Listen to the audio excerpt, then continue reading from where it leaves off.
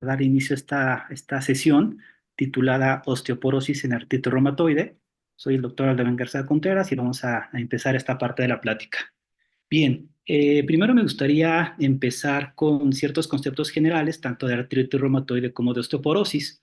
Como sabemos, artritis reumatoide es una enfermedad autoinmune, la cual es o se caracteriza por tener una inflamación sistémica y crónica y va a afectar sobre todo las articulaciones, sobre todo la de las manos, muñeca, codos, tobillo, pies, es lo que va a lastimar lo que es artritis reumatoide con las clásicas manifestaciones articulares.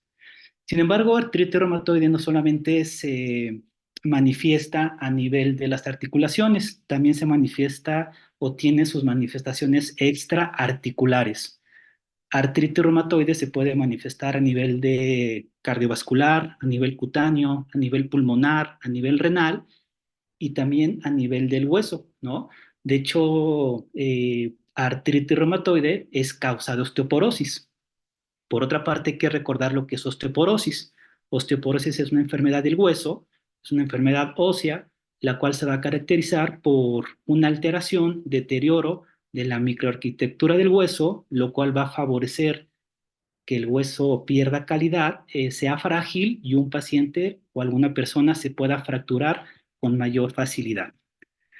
Seguramente ya se habrá comentado en otras sesiones, pero no todo es osteoporosis posmenopáusica. Existen varias causas que pueden provocar osteoporosis.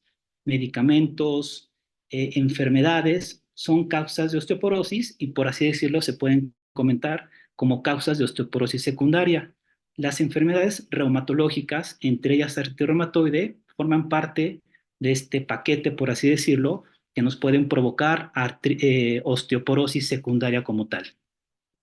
No es algo nuevo, ya desde hace varios años se ha encontrado esta asociación, correlación, misma causalidad en lo que respecta a alguien que tenga artritis reumatoide, tiene un mayor riesgo de tener osteoporosis. De hecho, se comenta que un paciente que tiene artritis reumatoide tiene hasta 1.5, dos veces más la posibilidad de presentar osteoporosis e incluso de presentar fracturas por fragilidad. ¿Y por qué sucede esto? Pues bueno, más allá de los factores de riesgo propios de osteoporosis o los tradicionales de osteoporosis, como puede ser la edad, el estado posmenopáusico, consumo de alcohol, el fumar, entre otros, que por así decirlo podemos llamar los factores clásicos para presentar osteoporosis, también están los factores muy específicos de artritis reumatoide que nos pueden provocar osteoporosis. Prácticamente son los que se encuentran del lado derecho de la diapositiva: la inflamación, la inmovilidad, la sarcopenia y el uso de medicamentos. Entre ellos, no es raro que un paciente con artritis reumatoide esté ocupando glucocorticoides. Son factores importantes que pueden favorecer al deterioro del hueso. Estos factores, como comentábamos, sobre todo inflamación, el uso de glucocorticoides y la parte de sarcopenia e inmovilidad, pues le van a pegar mucho al metabolismo del hueso. Por una parte, aumentan lo que es la resorción del hueso y disminuyen lo que es la formación del hueso, provocando un hueso frágil y en ese sentido incrementando el riesgo de fracturas por fragilidad. Y ya que entramos un poquito a hablar de lo que es la formación y deterioro del hueso, hay que recordar las células que se encuentran a nivel óseo, que prácticamente son dos las encargadas tanto de la formación como la degradación del hueso. Por una parte están los osteoblastos, que como sabemos son las células formadoras de hueso, por así decirlo de manera sencilla, y los osteoclastos, que son las células degradadoras de hueso, por así decirlo de una manera muy sencilla. Como sabemos, los osteoblastos y los osteoclastos también requieren cierta maduración para que puedan actuar, ¿no? Esto es importante por lo que vamos a continuar platicando más adelante. Por ejemplo, un osteoblasto, ¿no? Sabemos que deriva de una célula mesenquimatosa y dependiendo de los factores de transcripción, vías de señalización, entre otras cosas, poco a poco va madurando y convirtiéndose en un osteoblasto. Dentro de las principales vías de señalización que tiene el osteoblasto, precisamente está la vía WNT beta-catenina, que diferentes sustancias, como es esclerostina, como es DKK1, van a inhibir esta vía. Por otra parte, está lo que es el osteoclasto, que también requiere maduración, y esta maduración tiene mucho que ver el osteoblasto. El osteoblasto le ayuda mucho al osteoclasto para que pueda madurar. ¿Cómo lo hace? Básicamente, entre las vías más importantes, la clásica vía L-RANK, en la cual el osteoblasto expresa un ligando que se llama RANK y el osteoclasto lo capta con un receptor llamado RANK, y al activar al osteoclasto, poco a poco este osteoclasto se va diferenciando. Hay que recordar también una proteína muy importante que se llama osteoprotegerina, que es capaz de inhibir esta conexión entre el L-RANK y RANK. En otras palabras, pues va existiendo un equilibrio dependiendo el momento del hueso entre formación y degradación del hueso. Todo esto se complica cuando existe inflamación. Cuando existe inflamación, se meten un montón de factores que pueden provocar que disminuya la osteoblastogénesis y que incremente la osteoclastogénesis. Por ejemplo, dentro de los principales factores que se incrementan en artritis reumatoide, que como comentábamos es un estado de inflamación sistémica, está el factor de necrosis tumoral alfa. Se ha demostrado que el factor de necrosis tumoral alfa, por ejemplo, inhibe lo que es DKK1, inhibe esclerostina, y como comentábamos, son factores que pueden inhibir la vía WNT-betacatenina y en ese sentido disminuir lo que es la osteoblastogénesis. Por otra parte, mismo factor de necrosis tumoral alfa puede incrementar la presencia de RANK a nivel del osteoclasto, del L-RANK a nivel del osteoclasto, e incluso es capaz que los fibroblastos sinoviales puedan expresar L-RANK, lo cual va a incrementar que el osteoclasto se active y en ese sentido se incremente lo que es la osteoclastogénesis. Bueno, y entre otros factores de inflamación que sería un poquito difíciles comentar en este momento. En pocas palabras, podríamos decir que la inflamación sistémica a nivel del hueso va a provocar que la osteoblastogénesis se deteriore, por así decirlo, y la osteoclastogénesis se incremente, empezando a existir un desbalance y en ese sentido empieza a sufrir el hueso. Actualmente existen varios medicamentos que actúan en diferentes vías de la inflamación. Por supuesto que nuestros compañeros, amigos reumatólogos son expertos en este tema. Sin embargo, me parece importante pues, recordar los medicamentos que se ocupan a nivel de artritis reumatoide. Están los clásicos AINES, están los clásicos glucocorticoides, pero prácticamente a partir del 2002-2004 surge una familia muy importante de medicamentos que se llaman fármacos moduladores de la enfermedad o FAMES, los cuales los podemos dividir en convencionales y biológicos. Los FAMES convencionales, como es metotrexate, que es piedra angular para el tratamiento de artritis reumatoide, sulfasalacina, leflunomida, antimaláricos, tienen su papel muy importante para tratar artritis reumatoide. Sin embargo, también están los FAMES biológicos, los cuales se encuentran a un costado derecho de la pantalla y como podemos ver son varios y actúan de manera muy fina en los diferentes vías o puntos muy específicos de inflamación como tal y han demostrado su beneficio en lo que respecta el control de artritis reumatoide. En base a eso, se ha también tratado de demostrar qué efecto tienen sobre todo los FAMES biológicos sobre el comportamiento del hueso.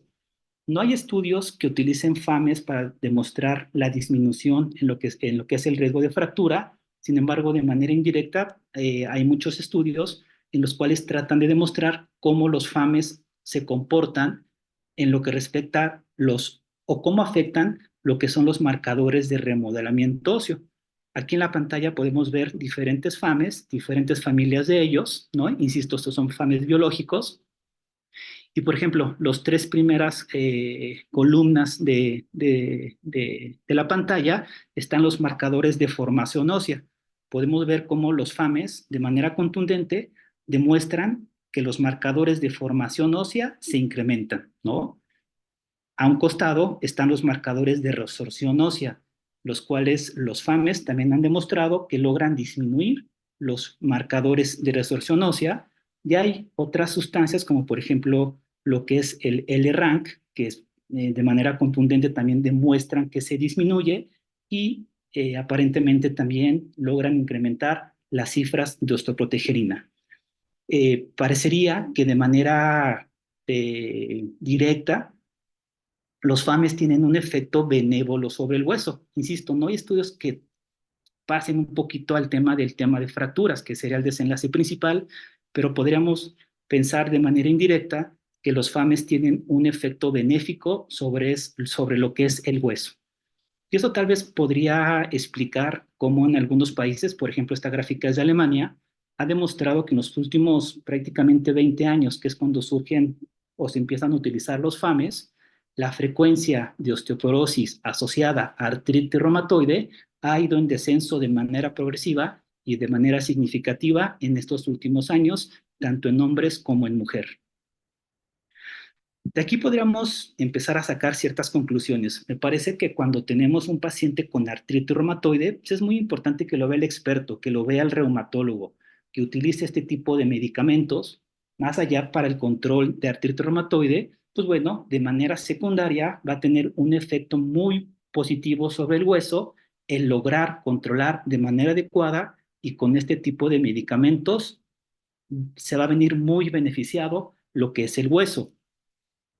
Sin embargo, nosotros podríamos comentar, bueno, ¿en qué más le puedo ayudar a un reumatólogo? Podemos ayudar a contribuir en diferentes formas. No hay que perder de vista el tratamiento no farmacológico, desde recomendar no fumar, no consumir alcohol, evitar sedentarismo y tener una buena ingesta de calcio y cifras adecuadas de vitamina D de manera general. Me parece importante no perderlo de vista. Sin embargo, podríamos también ocupar otro tipo de medicamentos que tal vez endocrinólogos, tengo formación endocrinológica, estamos más acostumbrados a utilizar en el tratamiento con osteoporosis. Y en ese sentido, como recordamos, tenemos para el tratamiento con osteoporosis una terapia anabólica, una terapia antirresortiva, y en ese sentido elegí sobre todo hablar de los más importantes, por así decirlo, en este caso teriparatide, romosozumab, denosumab y bifosfonatos, buscar qué evidencia existe del uso de este tipo de medicamentos cuando un paciente tiene artritis reumatoide. Sin embargo, aquí hacer un pequeño paréntesis. Cuando uno busca la información de artritis reumatoide y precisamente osteoporosis, la información es limitada, las muestras son pequeñas, existe poco poder estadístico para valorar un riesgo de fractura y por lo regular los objetivos primarios se basan en evaluar los cambios en la densidad mineral ósea y los cambios en los marcadores de remodelamiento óseo. Si uno lo compara con los estudios grandes de osteoporosis posmenopáusica, la verdad que cuando se sale del tema de posmenopausia, los estudios de osteoporosis evaluando otro compuesto, la verdad son bastante pequeños comparándolos, insisto, con los estudios de osteoporosis posmenopáusica. Vamos a tratar de hablar un poquito de lo que es denosumab y artritis reumatoide. Si nos damos cuenta, denosumab es un tratamiento muy atractivo para tratar osteoporosis en pacientes con artritis reumatoide. Hace rato comentamos un poquito de la fisiopatología, en la cual se encuentra incrementada la expresión del ligando RANK y mismo RANK en pacientes con artritis reumatoide. Como sabemos, denosumab es un inhibidor de L-RANK y en ese sentido disminuye lo que es la osteoclastogénesis. Insisto, suena muy atractivo utilizar este tipo de terapias en pacientes con artritis reumatoide. Y yo creo que denosumab es del medicamento que tiene más estudios en lo que respecta a evaluar el punto con artritis reumatoide. Por ejemplo, este es un metaanálisis en el cual de manera contundente se logra demostrar que el uso de denosumab en pacientes con artritis reumatoide incrementa la densidad mineral ósea de manera importante y significativa a nivel de columna, a nivel de cadera total, cuando se compara con placebo. Incluso también cuando se compara con bifosfonatos. Es contundente la evidencia, me parece, en la cual denosumab logra incrementar la densidad mineral ósea a nivel de columna, a nivel de cadera, cuando se compara con bifosfonatos. No hay estudios que demuestren disminución en el índice de fracturas, como hace rato comentábamos. Y algunos autores han ido un poquito más allá. Han dicho, ¿sabes qué? Sí, mejora por lo menos la densidad mineral ósea, pero por su mecanismo de acción valdría la pena evaluar si denosumab puede tener cierto efecto en disminuir lo que es la destrucción articular. Y sí, sí ha habido ciertos estudios. Hay que recordar algunos términos. Hay unas lesiones que se llaman erosiones articulares, ¿no? En artritis reumatoide, las cuales nos hablan de un deterioro mayor de lo que es la articulación cuando no se trata bien artritis reumatoide. Cuando un paciente tiene erosiones articulares, se habla de que ya existe destrucción del hueso yuxtaarticular, se habla de que existe una disminución del espacio articular, y por así decirlo, son las lesiones radiográficas que mejor caracterizan el daño articular. Existen un estudio piloto, el cual logró demostrar, o perdón dicho, trató de ver qué pasa cuando se ocupa denosumab en pacientes con artritis reumatoide, aplicado con diferente frecuencia frente a placebo, y como podemos ver de manera significativa, ciertos score que hablan de erosión articular los logró mejorar la aplicación de denosumab. Ok, no logró disminuir lo que es la pérdida del espacio articular, pero bueno, esto fue como un estudio piloto. Posteriormente se hicieron estudios un poquito más grandes. Me parece que ese es uno de los estudios más importantes que tratan de evaluar este tema, el estudio de Isarobol, el cual prácticamente hace lo mismo, trata de evaluar qué es lo que pasa cuando se aplica denosumab con diferente frecuencia comparado con placebo. Y el estudio logra demostrar que diferentes scores se mejoran en lo que respecta a erosiones articulares. También logra disminuir el número de erosiones articulares, y como en el estudio piloto, pues no logra mejorar lo que es este estrechamiento articular cuando se compara con placebo. Como tal, podríamos comentar que denosumab en pacientes tratados con artritis reumatoide, sin olvidar que utilizan su FAME correspondiente, incrementa la densidad tanto de columna cadera y cuello femoral, disminuye lo que es la progresión de destrucción articular, ya que disminuye ciertas puntuaciones como la de Sharp, que habla de erosiones articulares, disminuye también el número de erosiones óseas, y no afecta la puntuación de estrechamiento de espacio articular. También es importante que tampoco afecta las puntuaciones de actividad de la enfermedad que los compañeros reumatólogos ocupan en este tipo de pacientes, y administrado a 3, 6 meses, como se evaluó en los diferentes estudios, fue bien tolerado. Ahora, ¿qué existe en lo que respecta a bifosfonatos y artritis reumatoide? Sí quise poner textual esta diapositiva, en la cual pues mismo artículo comenta que no existen artículos o estudios de buena calidad metodológica para hablar de artritis reumatoide y osteoporosis. La información que se tiene de artritis reumatoide y osteoporosis vienen de los estudios que por lo regular su su primer punto de estudiar es qué pasa con los pacientes que tienen uso de glucocorticoides y la presencia de osteoporosis. Y de ahí se saca poco a poco cierta información. Pero insisto, su población principal son pacientes que utilizan glucocorticoides, y bueno, existen diferentes enfermedades, entre ellas artritis reumatoide, de pacientes que ocupan glucocorticoides, ¿no?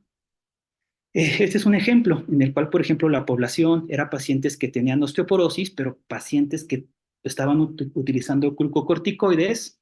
3/4 de los pacientes tenían enfermedades reumatológicas y la mitad tenía artritis reumatoide.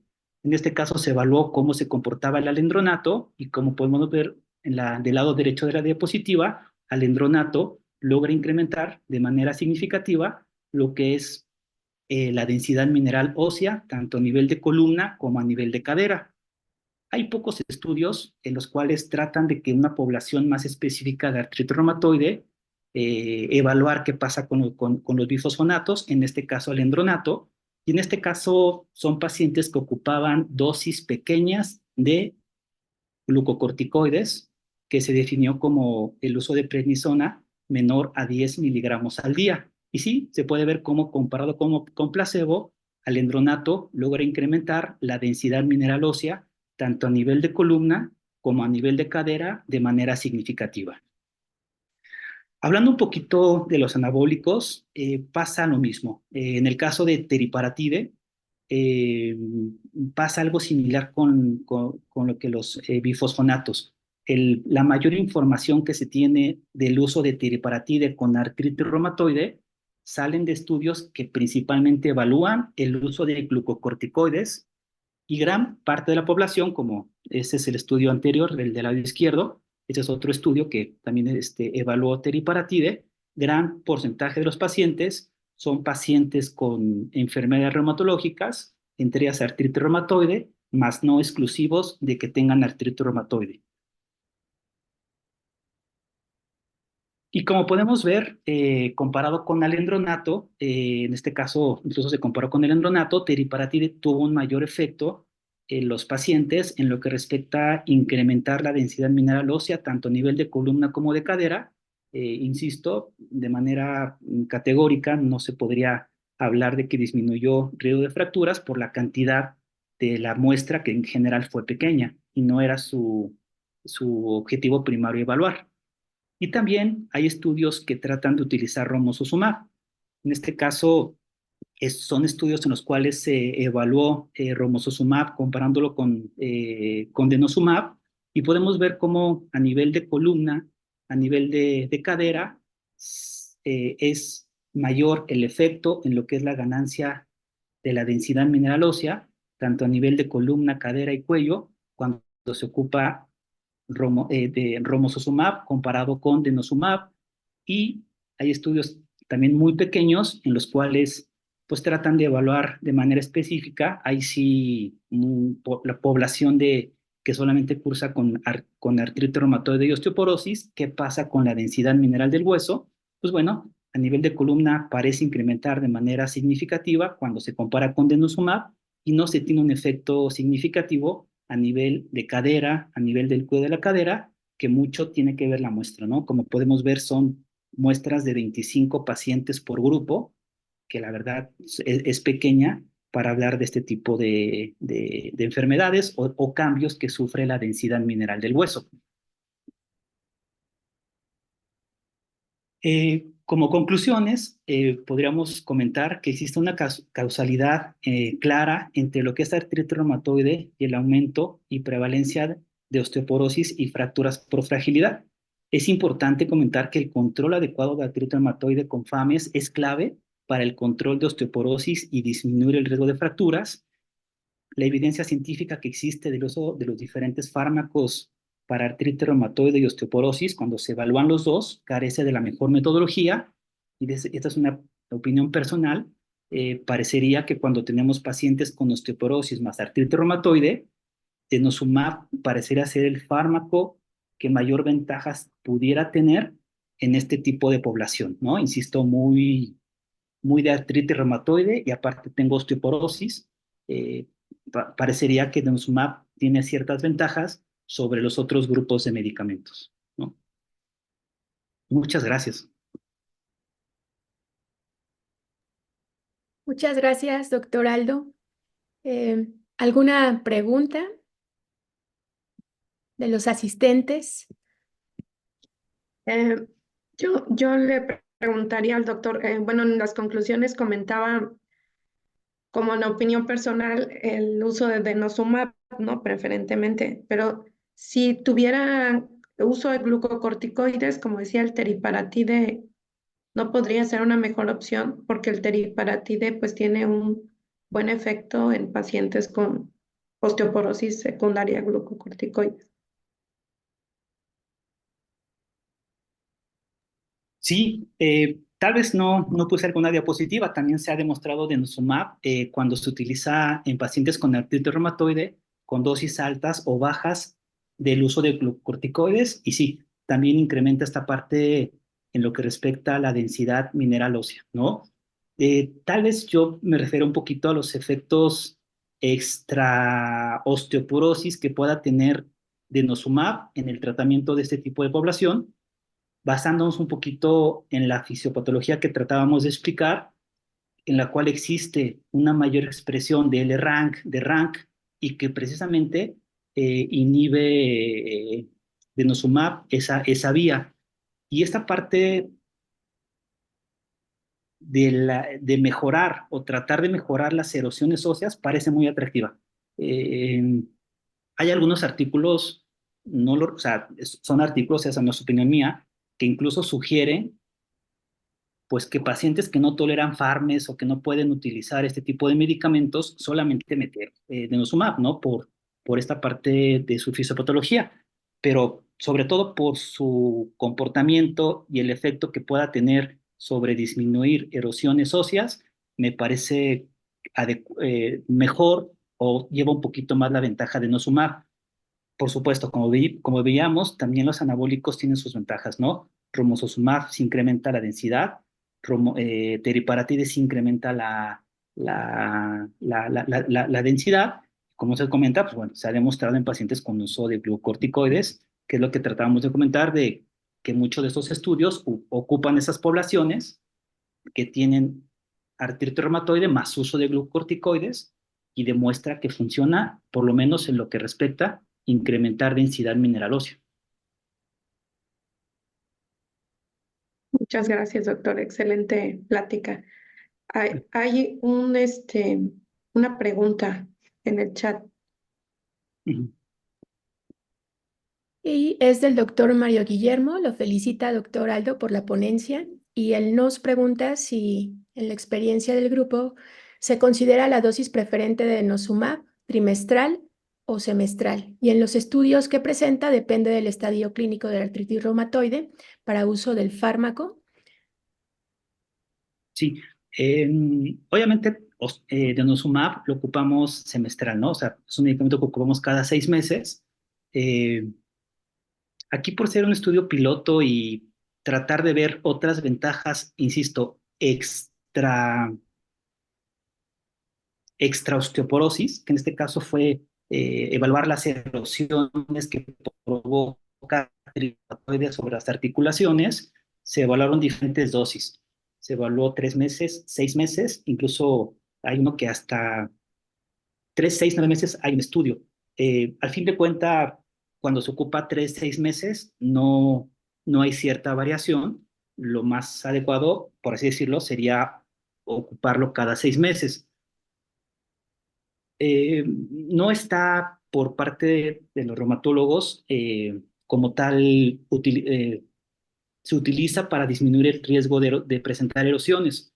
Solamente buscando un poquito de información, con este tipo de estudios, Japón sí autorizó que si los pacientes con artritis reumatoide y tratar de disminuir el riesgo de erosiones, se administrara lo que es tipo de medicamentos como es denosumab, pero diferentes medicamentos no han tomado esta conducta. Insisto, es pues bueno, una vía y un mecanismo de acción tanto de la enfermedad como del fármaco, pues por así decirlo, muy seductora, que se pudiera utilizar en este tipo de población si la comparamos con otros pacientes, perdón, con otros medicamentos. Y tal vez el otro sería romosozumab. O sea, romosozumab también tiene un efecto pues, interesante en lo que respecta inhibir cierta vía y tal vez, y como comentábamos, las vías que se encuentran alteradas en la inflamación y que disminuyen la osteoblastogénesis, pues también es muy interesante cómo se comportará romosozumab, que sí incrementa la densidad de columna como tal, pero no hay ahorita estudios que hablen de que disminuya de manera contundente el número de erosiones. Y independientemente de lo que acabo de decir, creo que también otra cosa muy importante es que los estudios que se ocupan con denosumab y artritis reumatoide, sí, mejor, o sea, hay menor número de erosiones, pero no mejoran lo que es la actividad de la enfermedad ni la sintomatología, tomando en cuenta los scores que manejan los reumas, ¿no? De calidad de vida, de actividad articular, entre otras cosas que ocupan los reumatólogos. Creo que es muy importante. O sea, si a fin de cuentas disminuye erosiones, pero desde mi punto de vista no hay mejoría clínica, híjole, yo creo que habría que considerar riesgo-beneficio en la cuestión económica.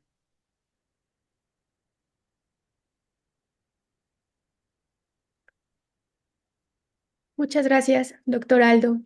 No sé si por parte de la audiencia haya alguna otra pregunta.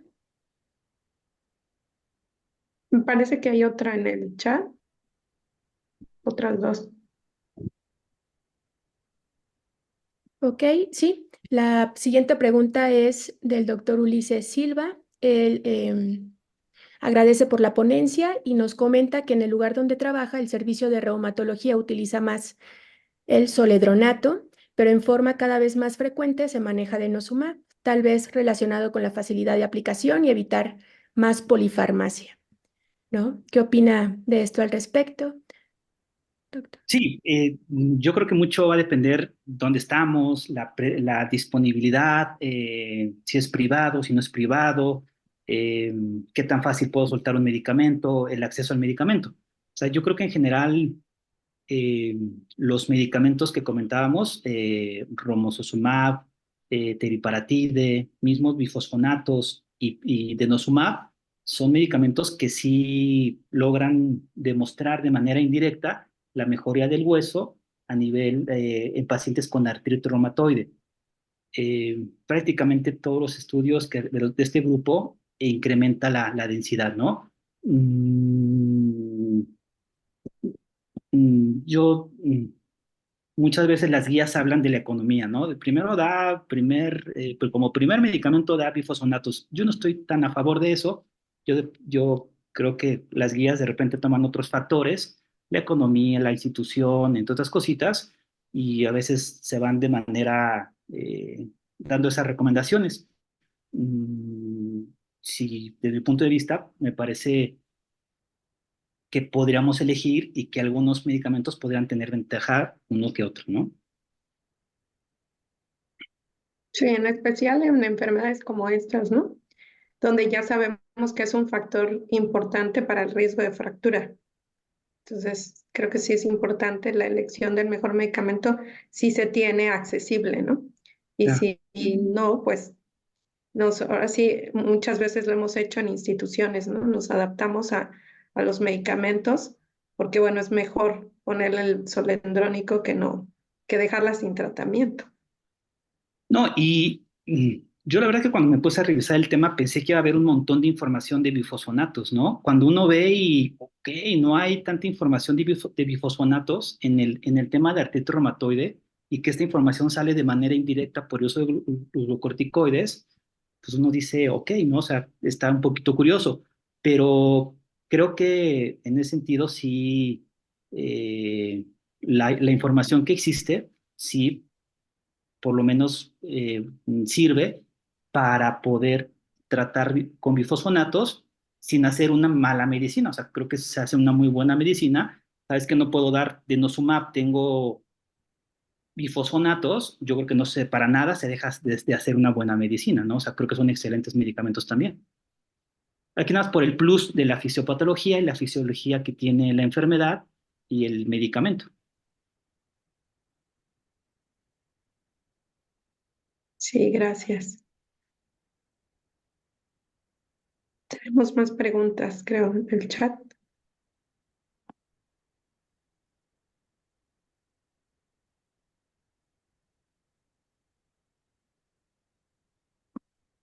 No, no se te escucha, doctora. Ajá. No, parece que serían todas las preguntas. De Alejandro Serrano. Mm. Dice, si no, si no tiene T-score en rango de si no tiene T-score en rango de osteopenia, considera el uso de denosumab con base en el FRAX mayor a 20% para fractura osteoprótica mayor y 3% en cadera. Sí. Esto justificaría, dice, el tratamiento, ya que a nivel institucional a veces no lo autorizan con facilidad. Sí, dice una score mayor, dice ahí, ¿no? Pero bueno, Sí, o sea, como sabemos, hay diferentes formas de dar el tratamiento para osteoporosis, no solamente la densidad mineral ósea, ¿no? Como sabemos, también hay diferentes, está la clínica y están diferentes modelos matemáticos que funcionan para tratar de evaluar un riesgo de que alguien se pueda fracturar, independientemente de lo que diga la densidad mineral ósea. Sí, si nos vamos por FRAX, cosas por el estilo, y un paciente presenta un riesgo elevado de fractura por FRAX, por supuesto que se puede iniciar este tipo de medicamentos. Estoy de acuerdo, es un poquito difícil porque estamos muy acostumbrados a la cuestión cuantitativa de osteoporosis, ¿no? Si no vemos densidad mineral ósea, no vemos osteoporosis y no autorizamos ciertas cosas, pero es un poquito porque estamos muy acostumbrados al tema cuantitativo de la de osteoporosis.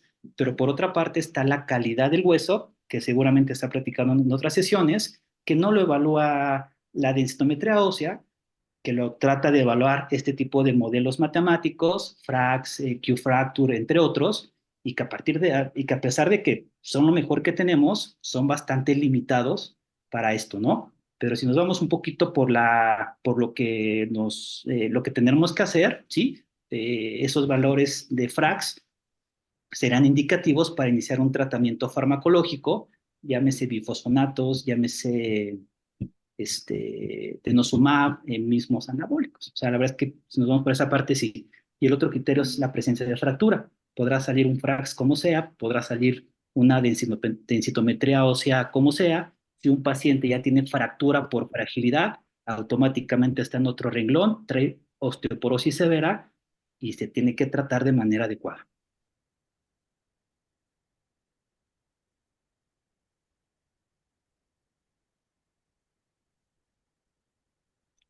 Bien, muchas gracias. Sí.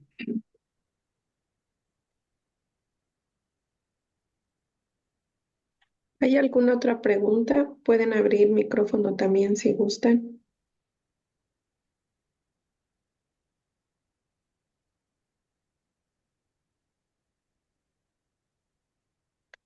Doctor Reza, ¿algún comentario agregado al Sí, tema? bueno, que pues probablemente si uno quiere decir que un medicamento fuera tal vez preferible a otro, pues no es cuestión de excluirlos, porque a fin de cuentas vamos a suponer que uno opta por un tratamiento anabólico primero, pues ya sea teriparatide, serían 2 años, o romosozumab uno, seguiría después algo como denosumab. Entonces, pues no es cuestión de pelearse por decir que uno es mejor que otro, porque pues probablemente los dos puedan tener un papel. Y si uno piensa que el riesgo de fracturas es alto, que frecuentemente pasa en este tipo de pacientes, pues puede uno optar por el camino como la osteoporosis con alto riesgo de fracturas. Empezar con una, un agente anabólico, ya sea romosozumab 1 año o teriparatide 2, y seguir después con algo como denosumab, que sería un tiempo muy prolongado y como mencionó Aldo, pues podría tener cierto efecto benéfico, inclusive sobre la fisiopatología de la enfermedad, aunque no necesariamente como también lo mencionó en los puntajes clínicos.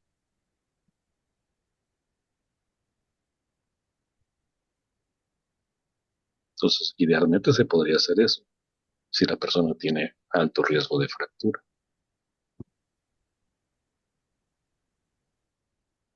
Es correcto. Muy bien, pues si no hay alguna otra. Perdón, sí, pero, perdón, Aldo, con respecto a los efectos extraóseos de Nosumab, ahorita me llamó la atención eso. ¿Hay alguna evaluación bioquímica donde de alguna manera se hayan medido interleuquinas, pensando que de alguna manera hay inhibición del ligando de Rank? ¿Qué tan factible es de que haya inhibición del factor necrosis tumoral, por ejemplo, de interleucina 6 como mediador precisamente de esos efectos articulares? Porque las escalas en las cuales se ha valorado realmente es clínica, pero bioquímicamente no sé si haya mediciones como para hacerlo más objetivo. Sí, doc, hola, buenas noches. No, doc, yo no encontré esta parte que se midan interleucinas con el uso de denosumab. No son tan viejitos, Denosumab no es tan viejito, estos estudios, el Desirable no es tan viejito, y en ese sentido, lo que ahorita hay una mayor información es esta parte, sobre todo radiológica, ¿no? Que, pues, a fin de cuentas, sí existen score que puedan evaluar de manera precisa una mayor alteración a nivel de las articulaciones de los compañeros con reuma. Pero el uso de denosumab e interleucinas, yo no encontré, doc. La verdad es que eso sí sería interesante, pero no encontré. Pero bueno, sobre esta parte de erosiones, tampoco hay muchos, son 3, 4 estudios. El más grande ahorita fue el de Cerebral, que logra demostrar por lo menos el punto final, que son las erosiones articulares. Gracias, doctor Aldo. Por ahí estuvo un estudio chiquito con alendronato para cuestiones de interleucinas en personas con osteoporosis e hipercalciuria, que demostró efecto benéfico. Pero bueno, eso es con un bifosfonato. Con denosumab, no hay, bueno, que yo sepa, no hay específicamente algo que se ha hecho en artritis reumatoide. Interesantemente, vaya, y eso deja lugar a muchas especulaciones, porque hasta ahorita no se ha demostrado. Experimentalmente sí se han medido la acción del factor nuclear kappa B, que pues a fin de cuentas es donde actúa bioquímicamente o molecularmente el denosumab, disminuye la inflamación y se ha dicho que pudiera tener un papel en disminuir, cuando menos en modelos experimentales y en datos epidemiológicos muy chiquitos en cuestiones clínicas, la inflamación en cosas como hígado graso o la resistencia a la insulina. Eso no quiere decir que hay que utilizar denosumab para tratar diabetes o resistencia a la insulina, pero algunos estudios experimentales han sugerido que disminuye la actividad inflamatoria en general. Entonces, desde ese punto de vista, pues no sería raro que también tuviera un efecto benéfico en cosas donde la inflamación es algo clínicamente muy evidente, como la artritis reumatoide. Vaya, no dudo que seguramente vaya a tener un efecto benéfico si se hace un estudio a nivel molecular en las citoquinas y que eso La, explique la modificación en las erosiones que comentó Aldo. sí, exactamente. Maestro, en su momento lo pensé, pero por la situación de la carga de trabajo en la pandemia, pues la verdad lo dejé de lado. Pero ¿hay algún estudio que vincule, por ejemplo, una mejoría clínica o un factor protector con el uso de denosumab en los pacientes durante la pandemia? Realmente para esto de evitar la tormenta de citoquinas, etcétera. Que yo haya visto, no sé si se haya hecho. Digo, porque igual lo podemos hacer de manera retrospectiva, ver pacientes que estuvieran o estaban en tratamiento con denosumab durante pandemia y ver el estado de gravedad que tuvieron. Digo, realmente no sería algo bien objetivo o objetivo propiamente, pero pues aportaría algo. Se podría intentar, vaya, no dejaría tener el defecto de ser retrospectivo, pero sería interesante. Gracias. Muy bien. Muchas gracias, doctora.